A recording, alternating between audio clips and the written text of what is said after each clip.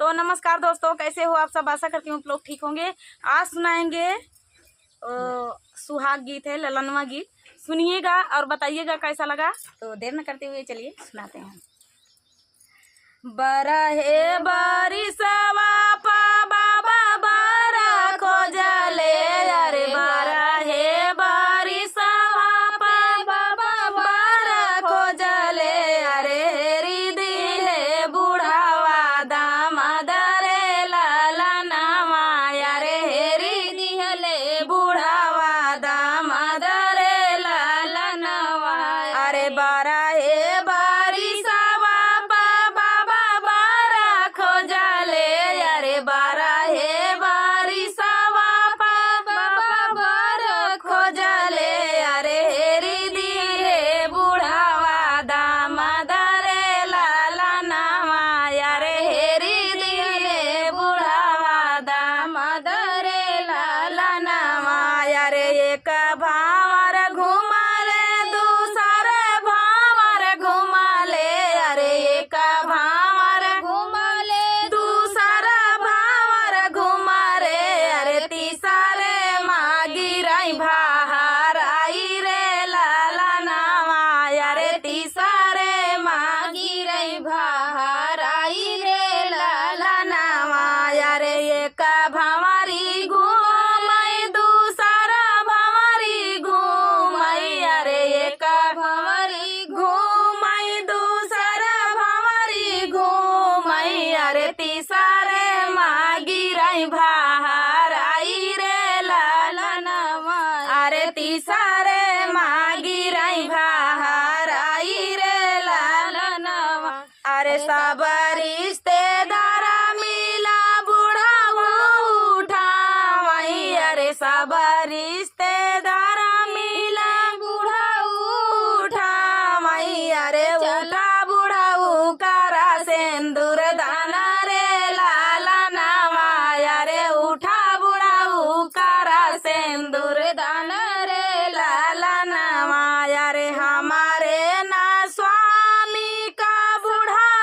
बोलाई है, अरे हमारे ना स्वामी का बूढ़ा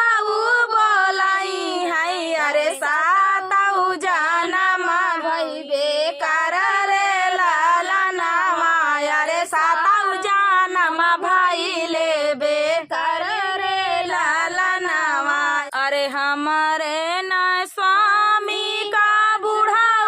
जे कहीं है, अरे हमारे न स्वामी का बूढ़ा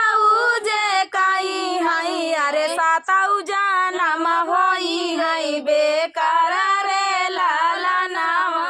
अरे सातऊ जनम होई है बेकार रे ललनवा, अरे एक दिन बीतले दूसरा दिन बीतले, अरे एक दिन बीतले दूसरा दिन बीतले, अरे बूढ़ाऊ जे गईले बाजार रे ललनवा, अरे बूढ़ाऊ जे गईले बाजार रे ललनवा, अरे वही रे बाजारिया माँ देखई सब लोगवा, अरे वही रे बाजारिया माँ देखई सब लोगवा, अरे बूढ़ाऊ पाहा सैठा काई रे ललनवा, अरे बूढ़ाऊ पे हसैठा काई रे ललनवा, अरे जब हम पहिरब ललकी चुनरिया, अरे जब हम पहिरब ललकी चुनरिया, अरे तबै बुढ़ऊ लाई है सिंगार रे ललनवा, अरे तबै बुढ़ा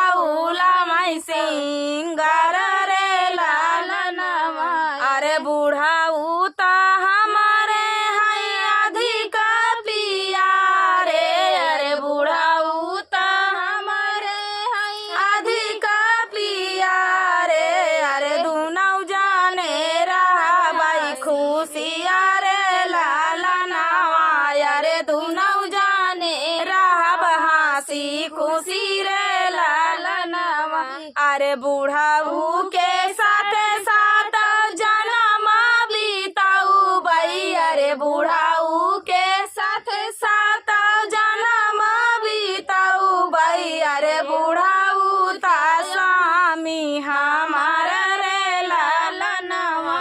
अरे बूढ़ाऊ ता स्वामी